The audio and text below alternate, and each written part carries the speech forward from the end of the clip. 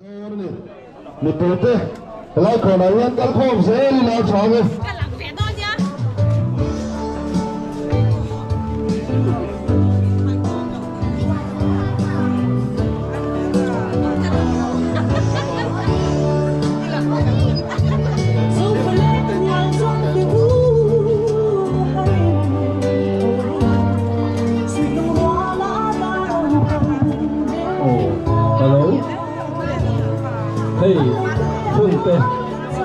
anh cần đơn nói của chú Hoàng In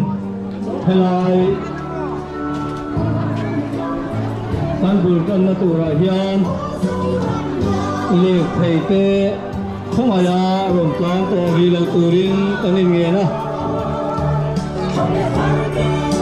còn nghe là tê mình ngày quê mùa sắc o mình ra sắc tụ đến liệt thầy này tụ tê còn hành lên nghề anh ấy hay là ya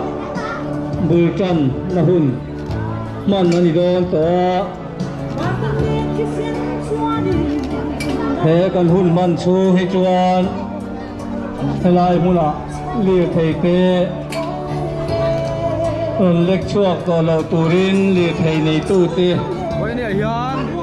không ai na quan trọng nghề nên quan trọng đi thôi thiên do là thiên do rồi nuôi em huệ họ tin với này hiện công rồi này anh đi đó na hay mình quý gắn tâm tổ khóc mày à anh không cần cái gì đó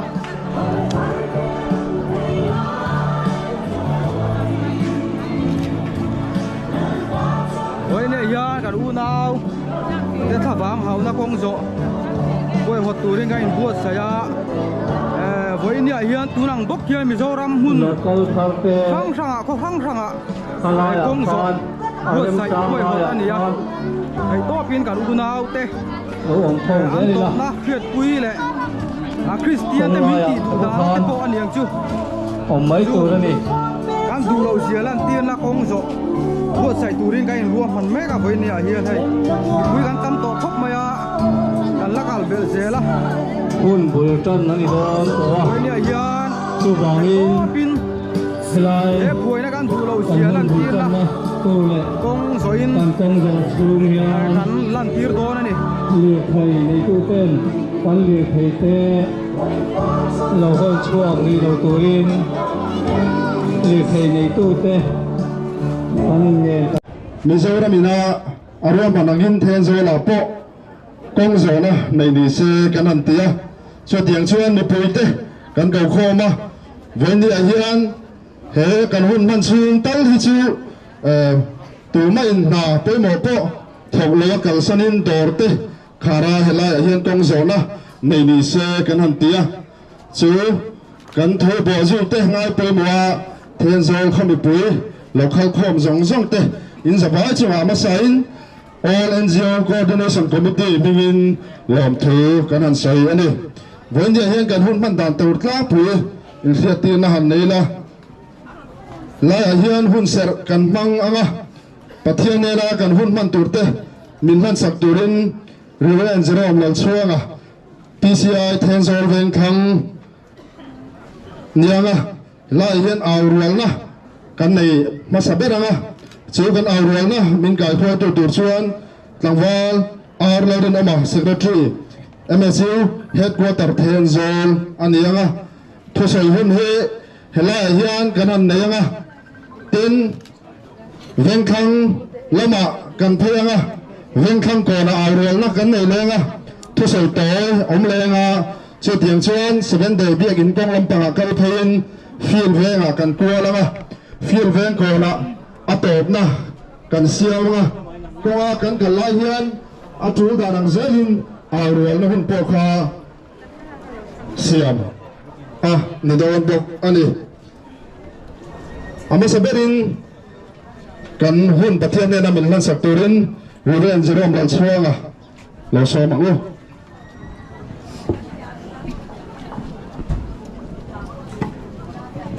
pathian tu thiang lim lo ngai thlang u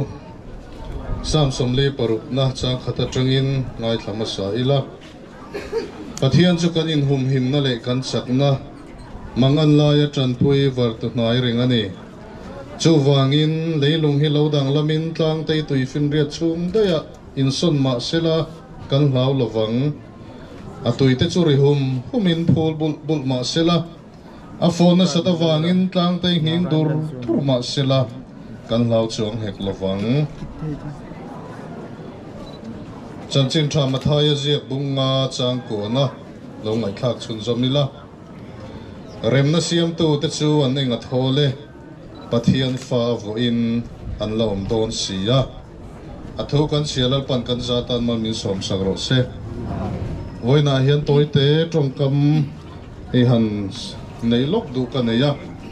kan kal khom chan kan ria kan kol khom chan lam chu nakina tu sai tu te pon an la ron soi zui zel do na hemi phe na thil om mi chen khatina kan ngai to wat lo phil te pon ni mai the chu chu voina hian rem chang la a an soi lok du kan ya heng kan u nau zo na thak te boina phe na thil in phum om chu mi ten an soi fo hindu tua an ti kha ni ya sumi chu hindu na India rami hindu lal ramani turani ya hindu ni lautan o mathiang lauti hi an kalpuya ni sumi chu zirtir na BJP in sarkar nuan kalchau tak taka hian mun sang sang malang na na sa em maya abik takin Christian te min be na sa em mani chu wang chon hei kan ngai to na kan da ring atula ani ngai da na chuan musulman te Christian te chu foreigner kan ni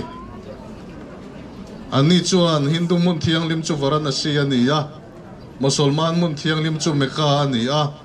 Christian te mun thiang lim chu Jerusalem ani India rama mun thiang lim nei lo chu foreigner an ni India rama om turan ni lo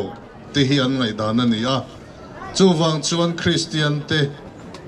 musulman te na sataka min be hi an tum ani ting ria in chu an tum chu tu na hian Manipur kan zo na thak te u nau jinga a thleng me ka kan rama po hian ti thlenan chak ti hi ria turani chu wang chon India rama Christian chakna mun an ti India mar chak state ta Meghalaya Christian tamna muna BJP in sarkar na mangin tu na hian thunun na an nei chowa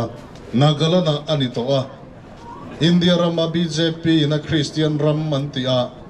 ma an lak theilo na om chun le che tan lak theilo na om chun chu kan ram che hi ani chu wang chang kan ram hi mi khoyan chak le ti ria ila chu wang chon he an thil tum hi atit lo thei tu om chun chu kan pathian hi ani chu wang chon he kan zo na thak u nau te Manipura an buaina atang hian in ngai tu har tharila kan siat na tura ke pen du te hian an pen thelo na turin min tran pui tura in pe reng pathian hi ke ni chu bel tlatila ten chu tianga che tan lak theina turang chi zong chuan nung lo ramila tunang boru ka thinan sat phat phata thisenan luma engtina mo chet ve mai cha na thin dunga ompon ngai tu na film tak mang chunga kan malam hun thir chunga do thei taka fing taka ke kan pen tla tharum tho zong nilova a the tur dik tak te na thilan ria ta an lo mu a chu chu dan noya ro rel na dik khi a khen zok zel theina tura ke kan pen thima ma kan lak thiam phot chuan mitam zok tran pui na le pathian tran pui nai kan dong zelang te hi ring hel lo vila chumi lam ngai to chung chuan voina kan hun po hi manga nguti hi i kan soi chuak chak lok ani pathian ne nai tong trai ang o lalpa kan pathian min mangai tu voina hian helai ni satak noya kan local khom chan hi alung chiat thaka rilru ana vong fonga se om kan ti ani kan thin te pori malalpa heng laya an ma ni mi le sa om te chunga kut thak mai te po mitam tak chuan an chak amai ro chu chu i du zong ani lo a that po a thabe an tlang cheu to na chungin central way me ina kulampang kan zo na thak u nau te an khoi tu te an biak po changa an din hun tlang pui update po khian nei thelo le khulaya sarkari na internet te ati to pa wanga chu tianga an torna na sa jok te po la hai lan theile la tar suwa thailo tam tak om thu te an soya chu tiang ka ra chuan khu manipur buaina wang khuan kan zo na tha u na u te thinge to ti thia thi mi za le som pakua alom to khua hal hi avain in za le som khua pasari ani to boka o khua za som khua le pasari hal ani to boka in an hal zong zong khu in sang sari chuang ani boka tin kan Christian puite an nia e Christian na tor na hi arab khak zia lan na chu biak in dinga bo kwa tarte khulaya atiamin biak in zathum somnga le pakwa hal siat ani to bok ani an tor na hi ana mai lo hle maya voini a hian thon thu anga kan ngai kha ni chuan mak tin ten kan khat ani mai thei ke mani din hun ang tura han da hian an tor na ko ana mai lo hle ani ti hi kan fiat thar apoi mon kan ria tin tu huna hian kan zo na khak manipur na ral kan hi mi singli sang khat zali somhi panga borwell an mek bok ani chu tiang chuan mani maya khan he buai na chua tir atuk mai a thil kheng kha aron darta suda chuan mizo pa te kan thin ana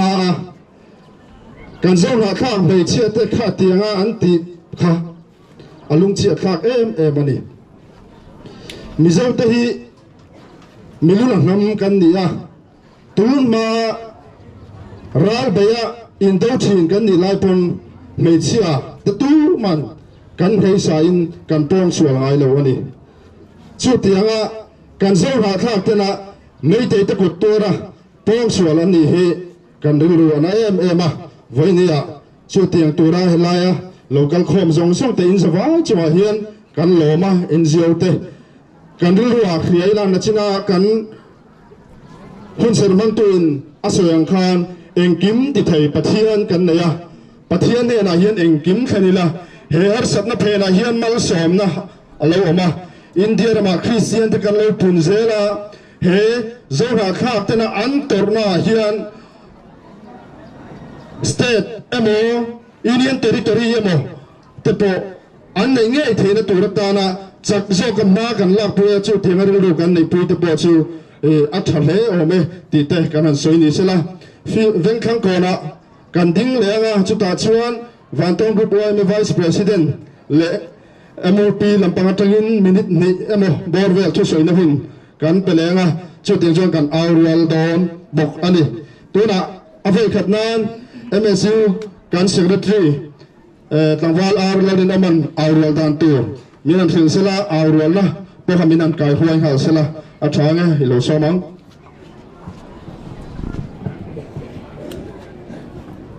ole he kan awrual dan tu hi point thum mania central lama salama aizol lama pon aw dan tu ania chuwan chuanin har salowa mi puite pon kan chan tu rit lem te ania voi khat ka soenga chuan kan ti chin bokanga ka ti chin zo niwa a zawai kan aw to ni o manipura me te ten ti boral an tum mek te hi ka tianga kan unaw te an ni kan tiang o manipura me te ten ti boral an tum mek te hi kan unaw te an ni panina manipura namle nam in kara boina hi ka tianga central sarkar in tire ro se kan ti doni o manipura namle nam in kar boina hi central sarkar in tire ro se pathumna Christian te biak in hale zong na thak unaw me chia te chunga me te te che dan hi kan ngai dam thelo ka ti doni o Christian te biak in hale zong na thak unaw me chia te chunga me te te che dan hi kan ngai dam thelo thale o bul tai lo Manipura me te ten ti boro lan tu mek te hi kan unaw te ni Manipura namle nam in kara boy na hi Christian te biak in hale zong na thạc mấy chia tới chung à mấy tính tới chia đàng đi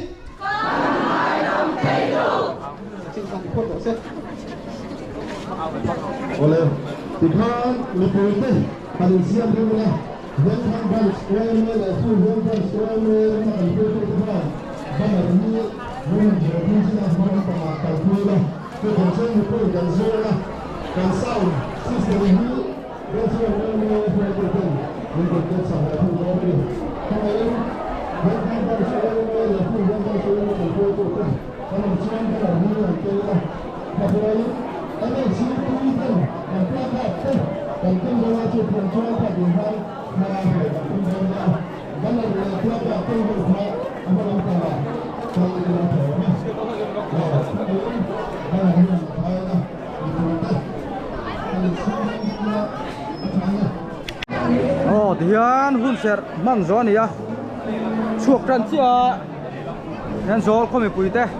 Manipura kan unau zo na thak ten an tor na reng chung le kan du lo sia nan tir na kong zoin tia kan kal chuak tana he zol kho chung dian kan sanga kong laka te thu soi na hun te an nei pa bok do na kal kan me kai to a hian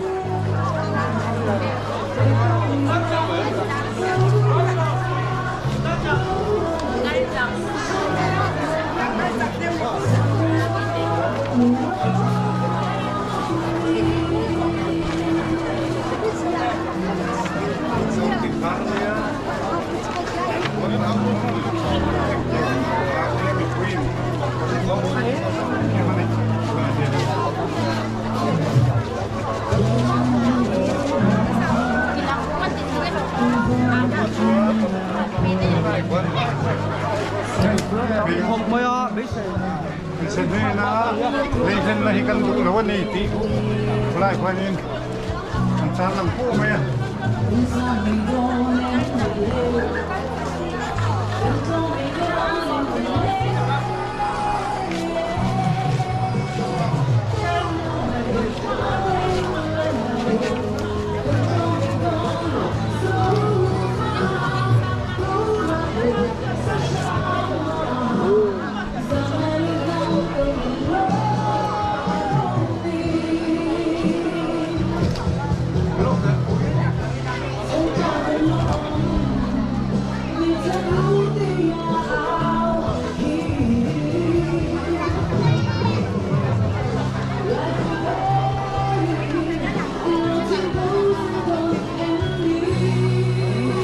Manipur te to da hi an tak rất to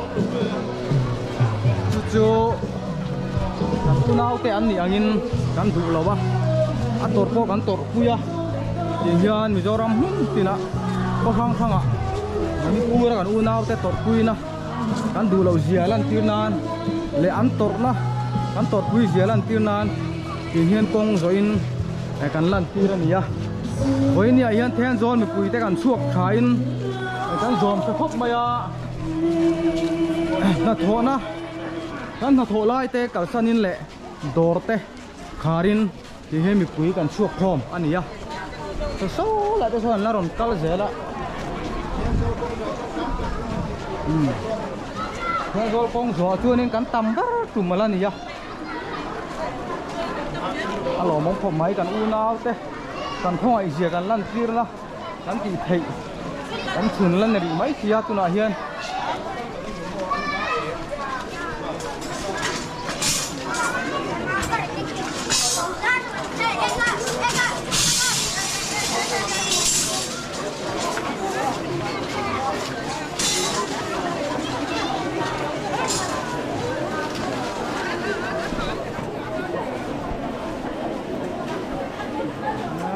ni sa ang rega ni hiap ten kuma hanain ta thengin la ron kal zel ni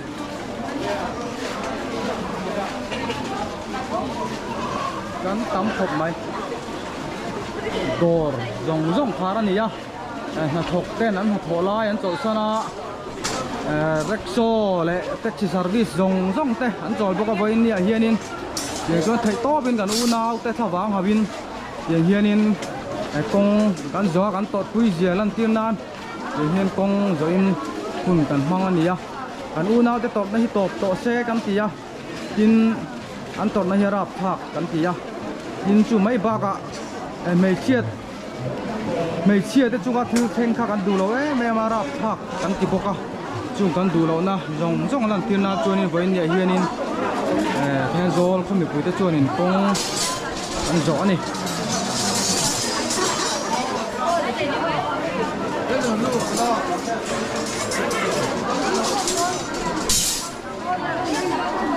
la rom kal la zele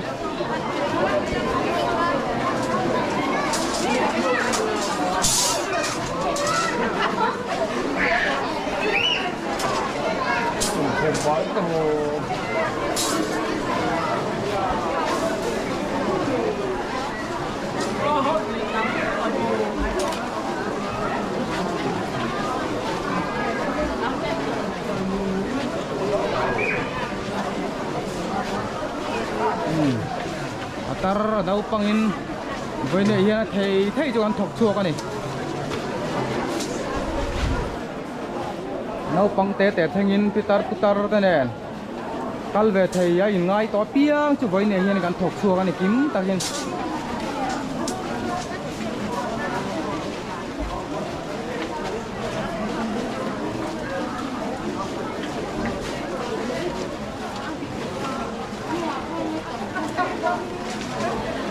rom kal zel on tam khop mai tam takan kal liam to a na rom kal bel zel so leng so hot to ko la mu thelo ni tin voin ya hian in tina pon dum jar ani ya bokin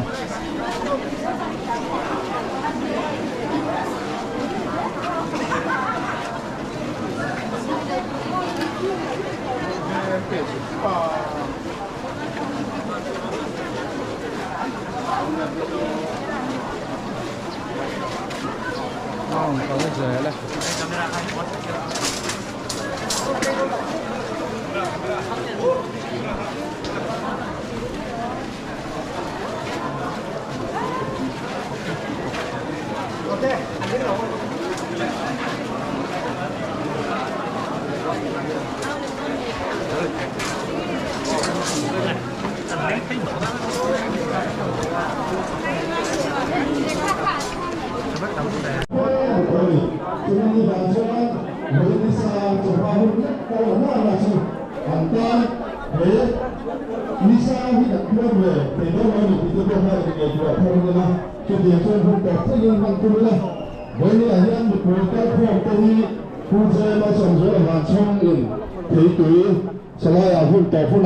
min buat saya saka semdona khang te po kha kanan puang ni sela len thu kanan soi ni box sela thome MOP kan president pa sati ding ku a hi nai mo ding le a tu soi na hun te ani minute ni ber ve thu soi to rin kan som ve le a thome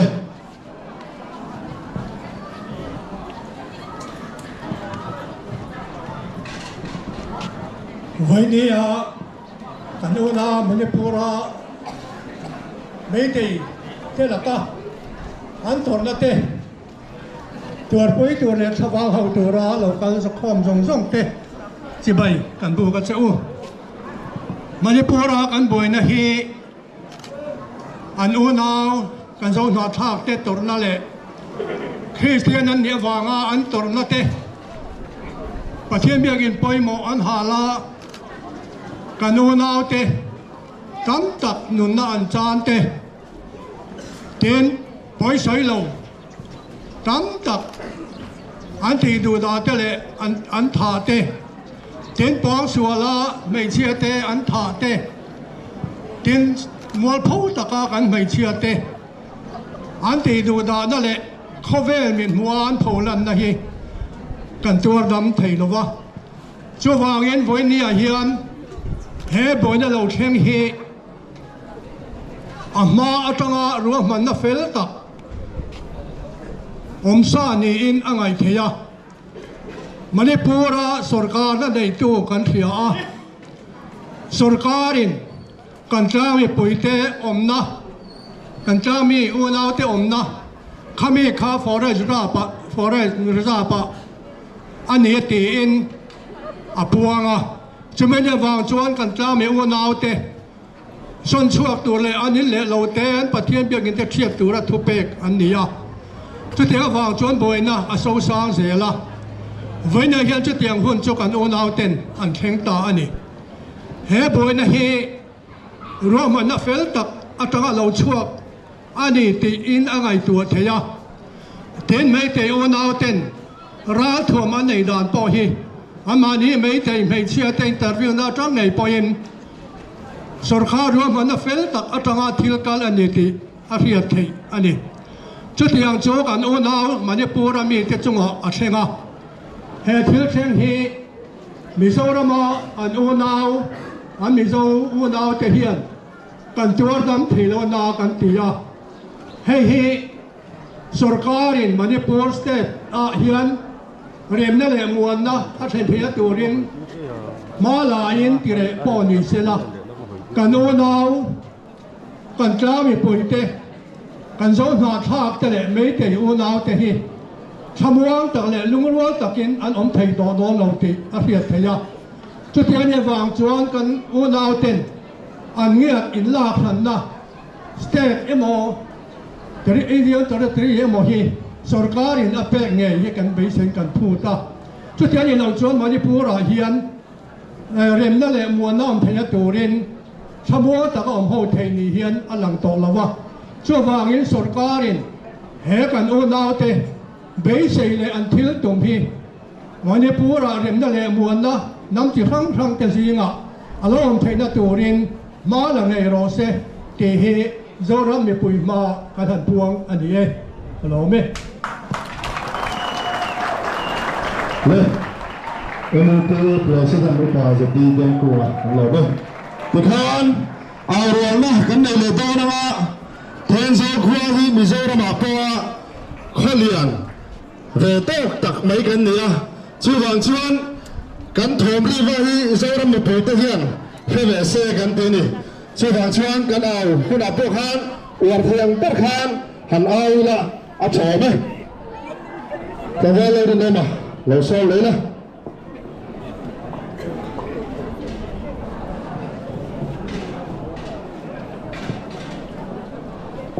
โอ้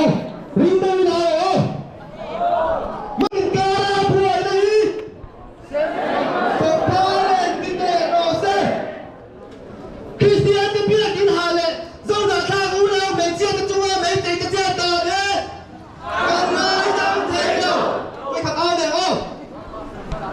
มันพูดอะไรแต่นั่นที่บอกเราตุ้มแม่กันฮี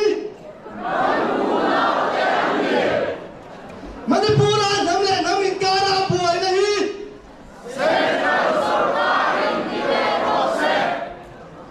คริสเตียนเบียกินหาเลที่สาวหน้าทางของเราไม่เชื่อกันจัวไม่ได้จะเชื่อตาฮี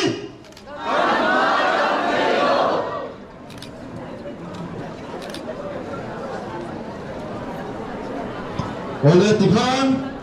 benar tentu telah pelakar tentu Tuhan mah puasa kongso boleh oh hingga kau lemak hian MHB presiden le MSU presiden ten tu selalu nanti boleh lah kalau nak kat apa lah kusai betul anai tak bolehตั้งชุกเลยนะชื่อแบงก่อนละมั้งตัวคริโดนี่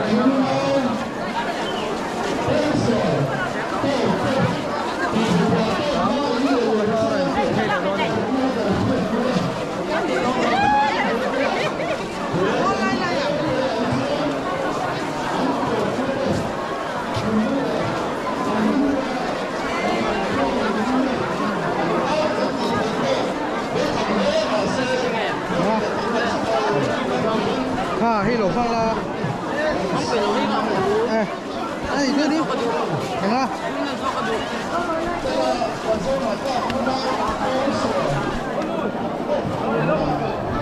อะไรกันออกมา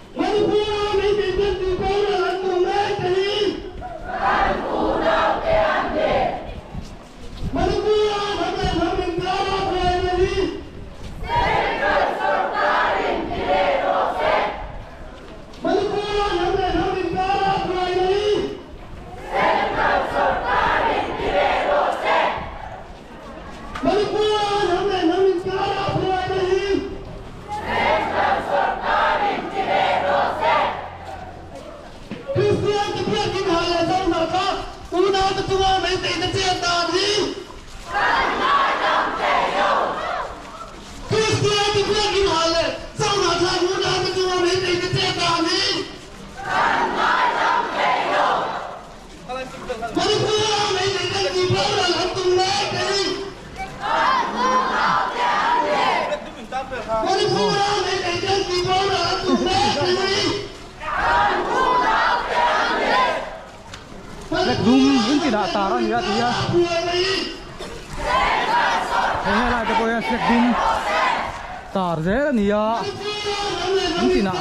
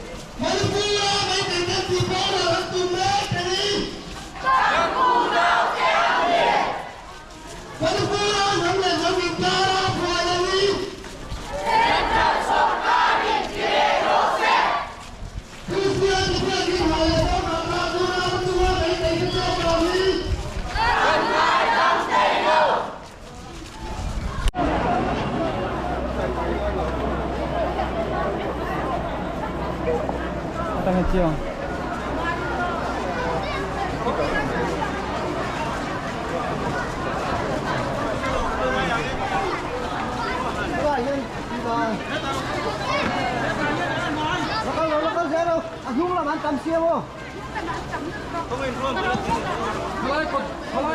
Tôi hiểu sự ven cồn, xem khi lẽ thì còn vui nị đến nó tuôn thì tiền đến nãy tôi sẽ là khi ven cồn là hiên người ta nó chỉ nằm bên cồn lấy đó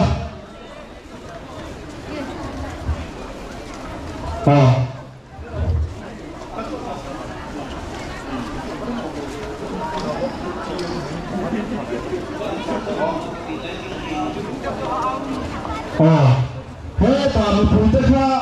hẳn các khổng tên đó kìa với như cảnh sát ra về khi social media thế phụ chúa ta lần về thế gắn đùa mình phụ trách các khổng cho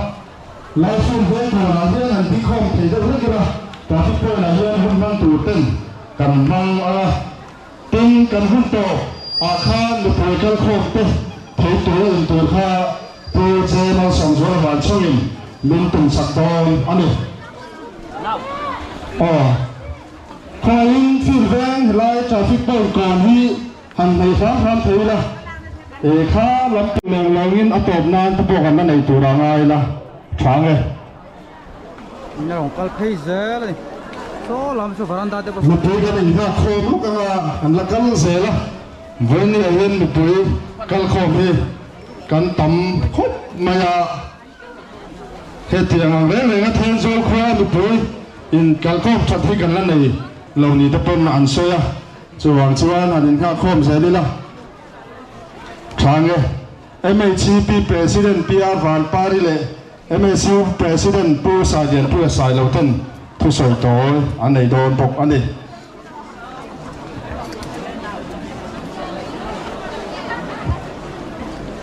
có đâu lại những bạn nào bốc hàng kinh tế ula sáng nghe yeahวันนี้อาจารย์เทนโซขอตั้ง kan VC te kan VCP te miran tolom cha NGO Coordination Committee ming pang lom thu kan han soi ni sela ten mi poi ten kan ha chu te kan puan ta lai te le tiang kalsana hoini lai hun gabun man tu nung ngai poi mo hin chunga than lom thu kan han soi non le ani tikhan mi poi gal khom te kan kim to chuan MHP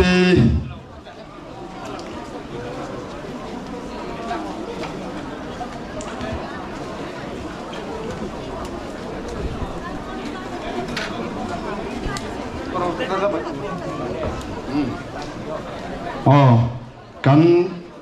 media te lapang khan kan position han thak lokila kan VC te po haron chawele zelula thange lampanga hian wai ma fuai tu kal kanom pon lampanga hian ron kal khomila hun to kan nai to na la ya hian nó tọt khóc lầu thinh ăn khá váng hậu tù ra dâu răn hun tin lệ hết cần thêm dâu khóc ra ngả phô bị hết cái ra cắn lầu cân khổ mà hết tiàng ăn cắn hẳn hoài hợp thể hi lò mỏng cái tía rô quỷ cái tía em mà đi thì cho ăn cần xếp ở in cần dâu nạc thả cần hì xếp quỷ tê phô xoài rôn lệ mua phô tọt khó cả xiàm ăn đi thì cần xếp ta cần bù hian cần thìn lúc ta kinh cần tuột bùi na cần tía thêm dâu nỉ xếp tê lệ cần dâu rắm nỉ xếp tê hi cần biết tuyết lá nỉ thì kha cần sấy đũa tú lại hian cần Manipur bị xếp tê nè nà bộ thú hẳn trả cần đũa an toàn na in toàn na hi kan toàn pui tang zet chewa tim ato thegin zoram me chia te le mi zoram mi pui te hi in tan kan ding zel dom ti kha kan soi dua ti chuan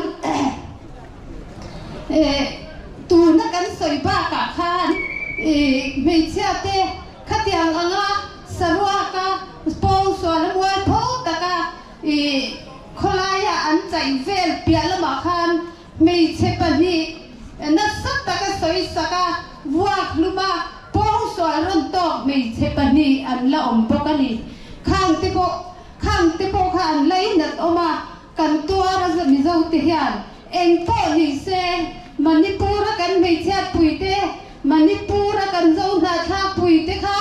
to ba lo zam su in tan kan ding zel dom pathian nung eng kim ti thei nei kan ni ti kan in sha ta poi mo pathian nung eng kim ti thei tu ne na hian in tan kan lo ti din in tan kan lo ding zel do ni ti hi Manipur kan mel pa pui te ne na po kan bi chat pui te ne na po kan ron cha du ani ti chuan hei kan soi du pakhat chu Manipur a khian front line na ran bị tu te chung quả te a khian har san nan tom na se em ha ei tu sum an nei lova sum le pai an la chama ei re na tur pung be te an la chama tran pui ngai em ani ti kha kan sia poi bo in kan sia ka sia voi ni a hian kan them zor khona mi tam tak te bo hian tran pui na te bo in pe photo ka ringa tu na bo hian tran pui an ngai ze to ni ti po kha se tang tai ga kan nei kan pung be kan man ban sen lo te bo kan nei mai thei tam tak chuan khang anga tang te le tin sum le pai to te po tem lua tam lo om lova an ta na kan lon chwa hi a poi mo em ani ti kha kan sai du boka voi ni ha hian hei then zau khwa a po an khawang havin mi heti zat kan lo pung khom hi ro pui ka ti a lo bom ka ti a lo pung khom te ne na po lom thu kan soya voi ni ha hian them zon mei chia te mei chi pi member ba ka mei chia zong zong te po hian he kan nam pui kan mi zo na tha kan mei chia pui te tor na hi kan tor puya ati tu te hi kan tem tak setani chuti ruwa chuan heng jing sel thei tu rem na siap thei tu kan Prime Minister Modi te Manipur Chief Minister Biren Singh te po kangin du chu kan zo na thak te au o hi lo ngai khave sila an tuang le an nge ang te hi lo ti ho tin sak ve tur hian MHEP ti hian kan ron ngen sak ve ani ti kha tôi thế in chung chu kan soi ve ni e kalome Ole, kita phải khát anh ai muốn lấy là thôi rồi, tại cái ngay thời bao nhiêu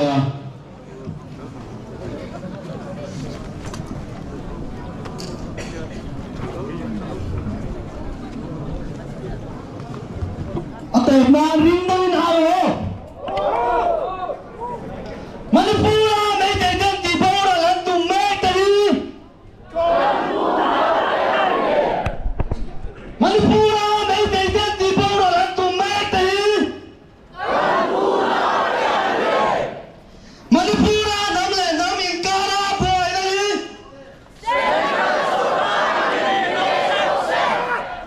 Manipura nắm lên nắm miếng cá ra bồi cái gì?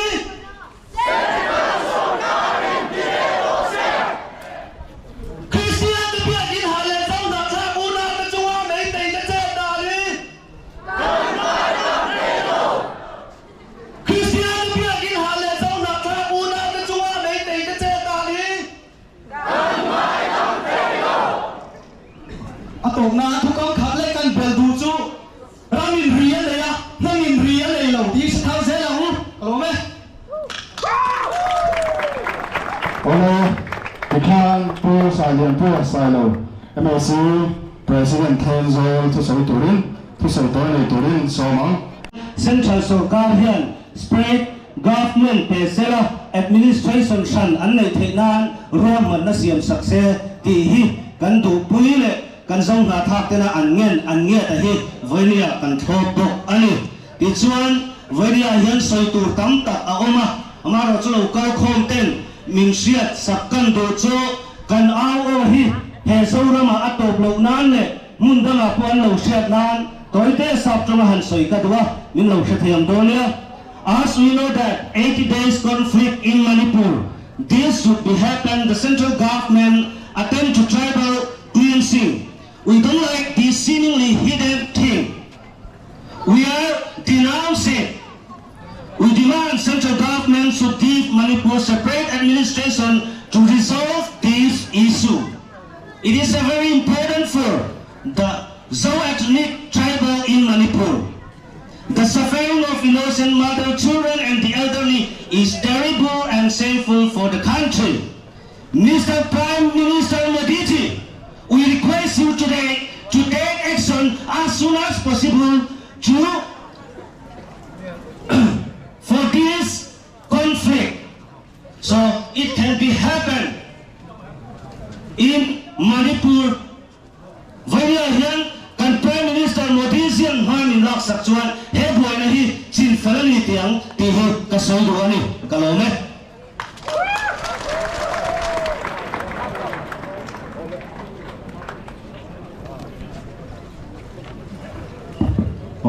Pun to kan hai che pa Voinia hela he tianga kan to khom the tur hian all NGO coordination committee chuan the to pin ma ala chuan chuan lom thu soi le tu te kan nei coordination committee secretary pu landing mo asilo hun nei vele lok sala lom thu soi le tu ren lo so bila thane